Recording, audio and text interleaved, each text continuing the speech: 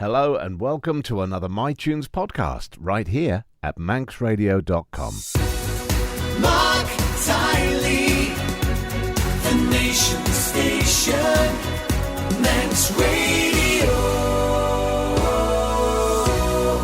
I always love this time of year. No, not just the motorbikes, but because normally it coincides with a big gig from the wonderful Pigs on the Wing, which is happening this Friday, this coming Friday, 2nd of June. Pigs on the Wing in the Villa Marina, and playing the guitar, one of the guitars, will be my guest, Chris Honor. Welcome to MyTunes.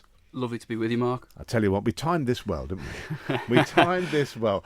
So how long have you been playing in that band? I've been playing in Pigs since 2020, but only lead guitar since 2021. So there was a bit of a shuffle around of members. I think the first gig with me playing lead would have been December 21, and then from there to date. When you first started, was it a catalogue you knew well, or was it flipping heck? I've got to get cracking with this.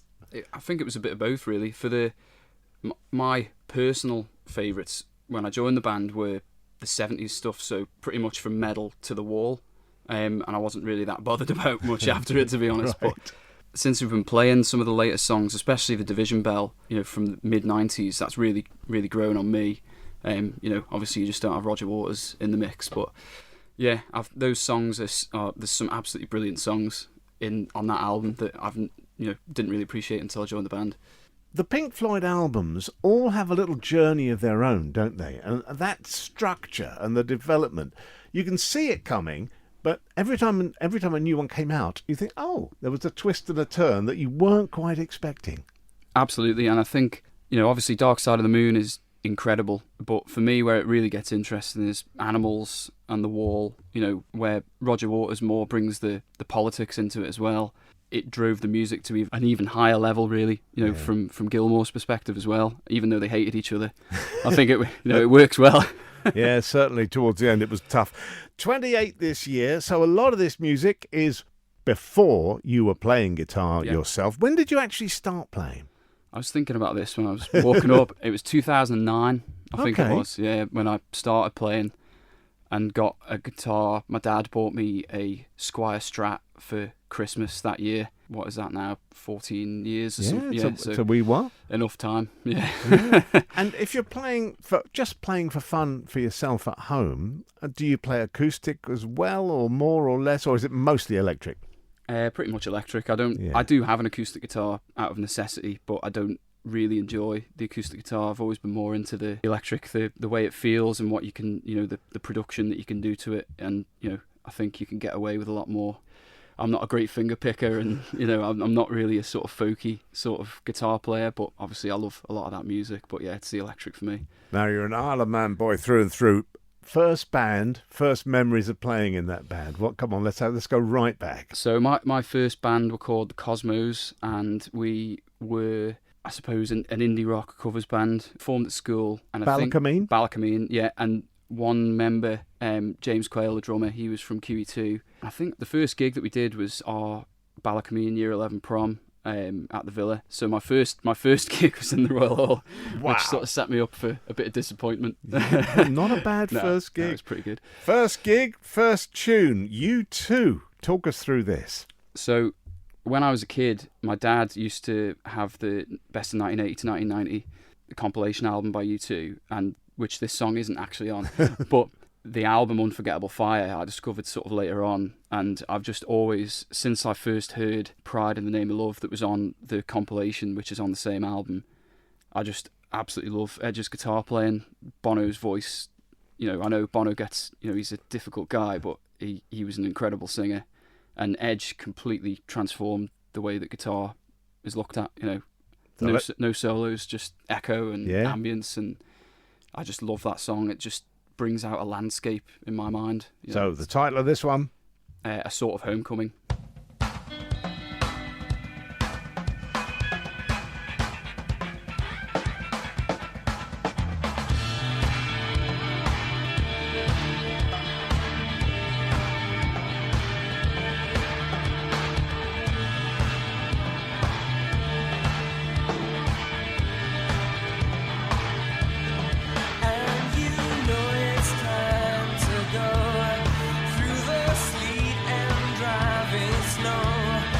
Across the fields of morning, light in the distance, and you hunger for the time to heal, desire time, and your earth moves beneath your own dream landscape.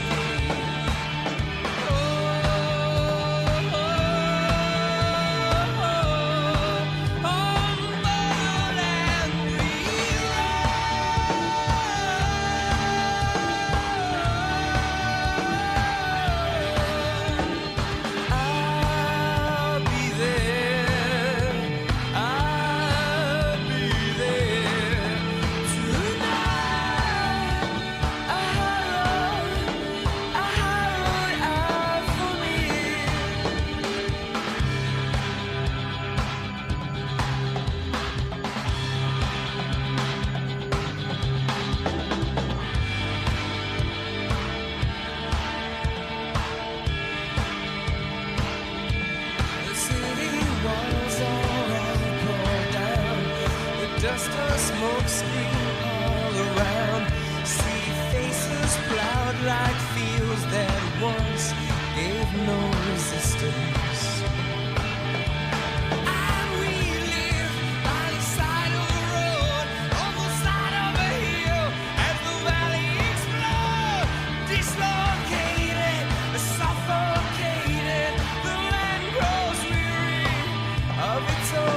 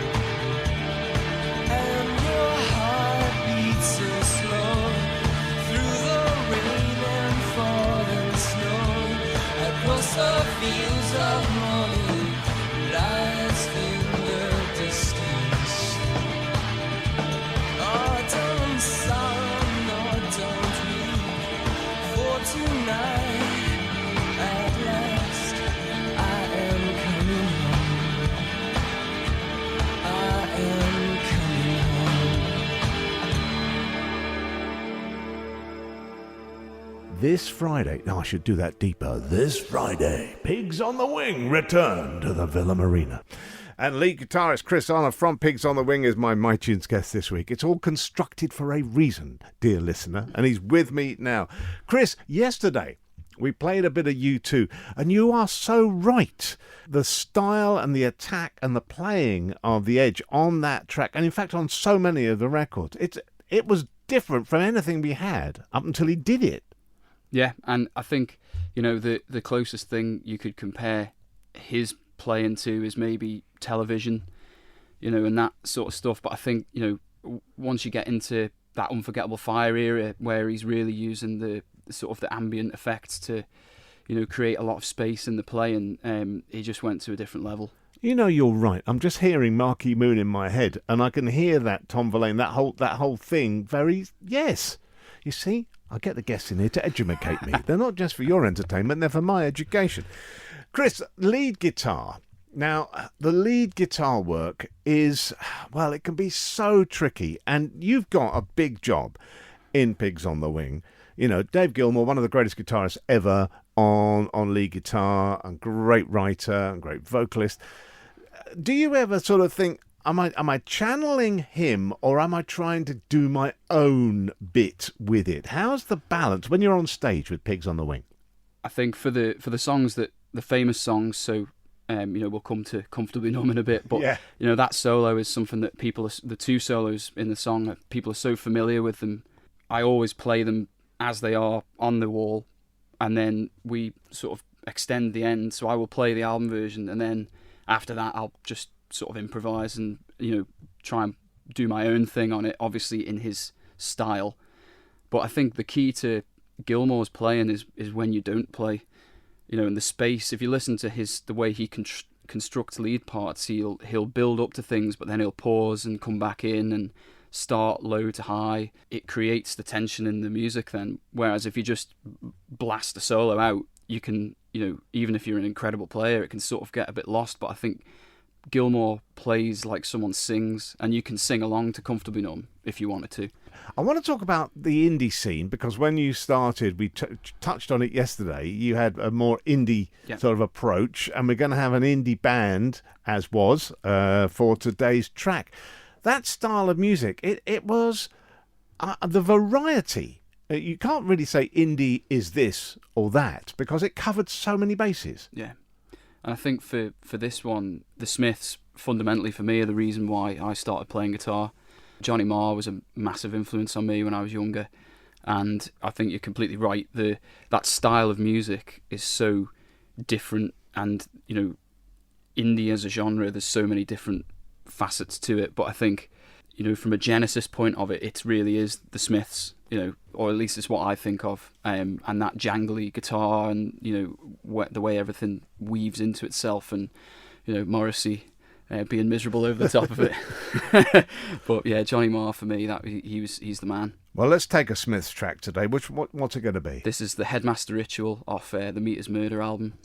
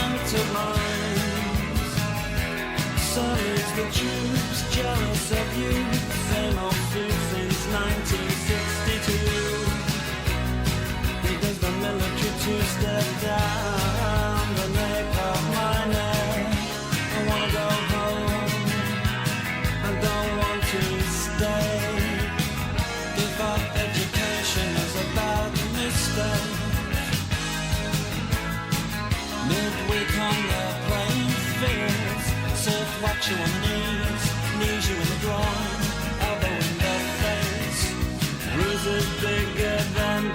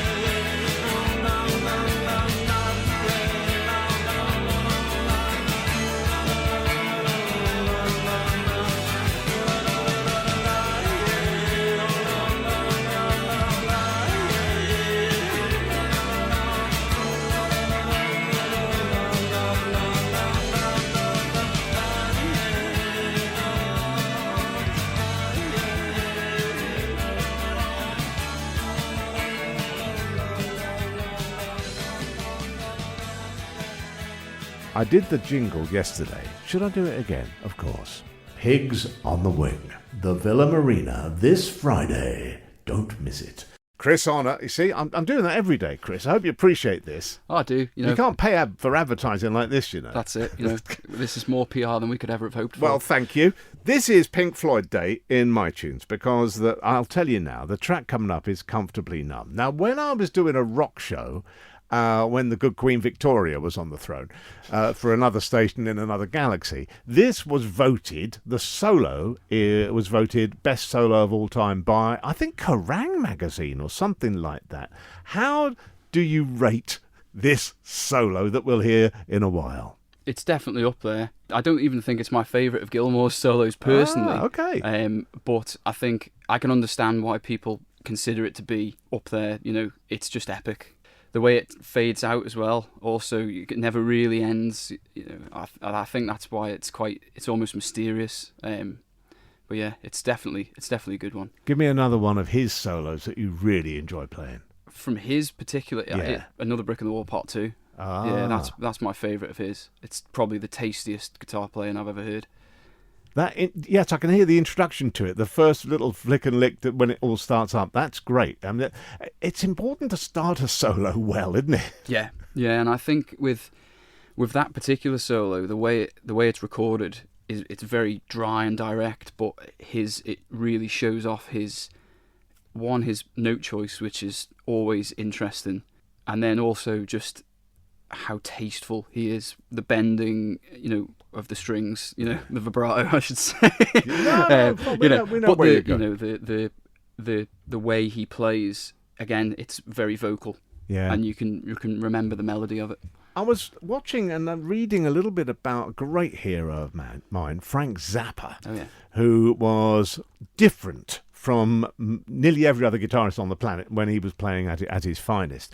And he was sort of saying, yes, he wrote the music. I mean, he could read and he had people with him. I think even Steve Vai had to play with that, to read the dots and do this. But when it came to his solos, he just used to like to go in a funny place and start it and knew roughly when he was going to finish, but he had no plan, he'd say, for the middle bit. But the actual song was heavily structured to within an inch of its life. I don't know many people who can do that. Just think, right, I'm going off on, apart from jazz musicians, maybe. Yeah, I think I've heard Zappa. I'm not massively familiar with his music, but I've heard him interviewed and talking about that, where it's, I have this defined period where I'm going to play, and I don't really know what I'm going to play, but there's something's going to happen. And I think another player that would work in that sort of vein was Jimmy Page. I think a lot of his solos, when you listen to especially in the 70s, it's all improv, even on Stairway to Heaven, which I think gives Comfortably Numb a run for its money as a solo.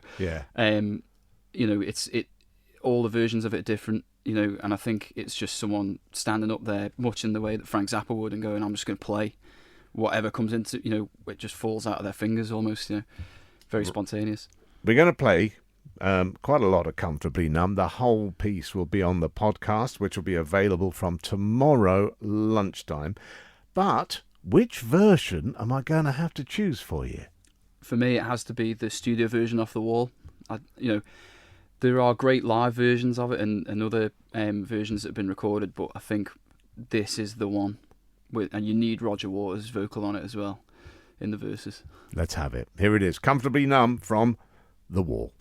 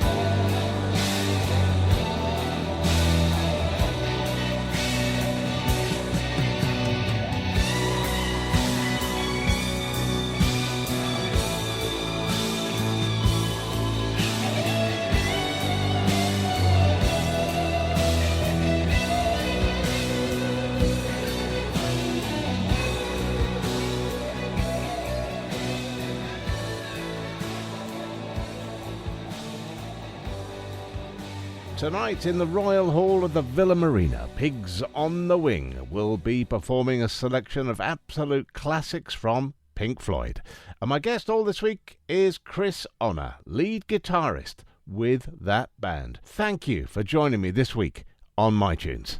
Pleasure. Busy old week. Lots of rehearsing, I would imagine, for a gig like this. Yeah, there is a lot. You know, the core of the set, you know, songs that we have to play, but we obviously try and keep it fresh so that when people come and see us, it's you know, there's something different each time. So yeah, there's been a lot of practice, you know, from all of us, not just the five, you know, main core members, but obviously we've got Joe and Ewan on back and vocals, Sammy playing sax, Alex Duke filling in on some acoustic guitar as well. So there's a lot of effort goes into it from all of us. Yeah. I was going to say, because when Dark Side of the Moon came out, the importance placed on vocals and other instrumentation, that was a huge leap from metal on the Pink Floyd catalogue. And as you say, without those vocalists and the sax, you can't really take on those tracks. Absolutely. And whenever we play songs off Dark Side, I always try and make a point of, if I can, going and watching out front when we do great gig, just so I can hear Joe sing it, because it really is outstanding. Yeah. And it does make the hairs on the back of your neck stand up. So yeah, I think if you compare it to the stuff that came before, with the exception of songs like Echoes, Dark Side is the real watershed moment for them. Definitely. When you were learning, and we mentioned your original band with the incomer from QE2, which member of the band came from QE2? You let him in? He was the drummer, yeah. Oh, well, the drummer is, yeah, let him in. Okay, who were you looking at? Well, at that time, the indie bands of the time, like Arctic Monkeys, were a massive influence on me, still are. But also a lot of the older artists as well, especially Hendrix. Not that we really played much of that, but, you know, we were playing to mainly people that we were at school with. So, you know, we did play a few sort of older tracks, but a lot of, you know, Arctic Monkeys and, you know, Kasabian, bands like that were, you know, still relatively new at that point, you know, at least within a few years. So mainly a lot of Arctic Monkeys. Big question for you. 28 this year. Has there been a moment, or will there be a moment, when this life, this musical life, can be it and you won't have a day job? No, not at all. I love playing music, but I've never seen it as a career personally. You know, it's always been something that I've been very passionate about and, you know, have done in my spare time, but I've never really seen it in that way. And to be honest, as a player, I don't think I could cut it, you know, especially not in session work and whatnot, you know. So I'm happy to be, you know, enjoying myself doing it the weekend. But yeah, well, it's a very honest answer. I mean, I'm guessing there may have been sparks in your head 16, 17, 18 when you thought, this is it, we're going to be the next big thing. Yeah, because I mean, most people have that. Oh yeah, but not. I never sort of looked at it and thought, you know, I'm going to grasp the nettle here and, you know, immerse myself in it enough to do it as a career now. Well, you have got a heck of a wonderful band of talented people with you. Pigs on the Wing, Villa Marina. I'm delighted for today's track. You've chosen Eric. Yeah. So obviously, Pigs. I love playing in Pigs. I do have some other stuff on, and it would be remiss of me not to plug my new band. So a couple of years ago, me and Alex Duke started jamming together a lot, very similar taste in music from a blues perspective. And thankfully now we've actually turned it into something productive, and we've formed a new band called Dirty Bertie and the Sherbets. I love that name. Well, we were formed in the Albert and Port St Mary, so we had to have some sort of Bert connection in there. Yeah, of course. So that's me singing and just sort of playing rhythm guitar. Dukey, in my opinion, the best player over here. I will say it. Just in terms of, he is Clapton when he plays Les Paul, and I'm not blowing smoke up him. It is really that good. So yeah, we formed this new band, which is based around Clapton's back catalogue, sort of from Cream onwards through to the song that we're going to play today. On bass, we've got George Stevenson, absolutely outstanding bass player, and John Cleater playing drums like John Bonham. So it's working quite well.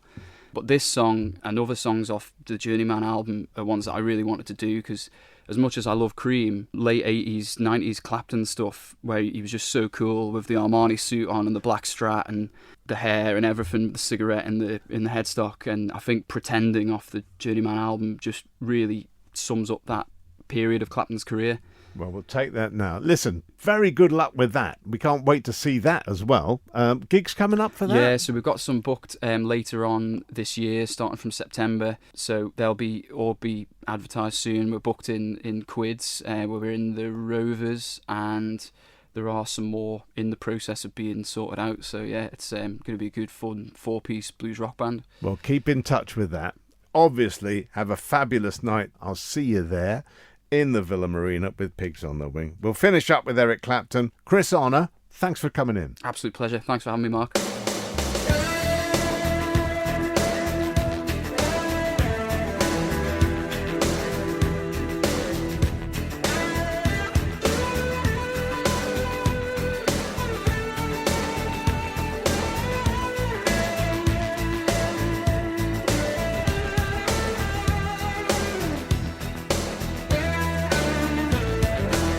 How many times must we tell the tale